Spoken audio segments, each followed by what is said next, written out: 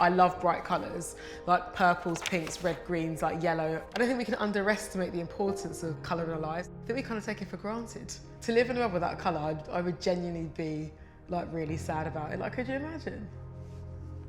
Not to get too deep about it, guys, but I'm just being honest. Right? This feels good.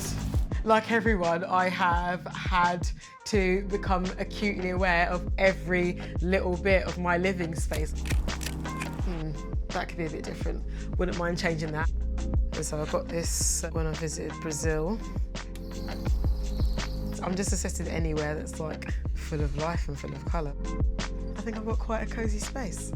A lot of business in Ghana is made known by their incredible like hand-painted sign. It just reminds me of my other home. Ghana is a really colourful country. The people, the vibe, the food, the music. There is always an injection of life into everything. So I wanted to bring a bit of home to my home. Back to my roots. I think colour is important in people's homes because colour is directly linked to emotion. Brave Brown is Dulux's colour of the year. I am the ambassador, which makes me feel very special.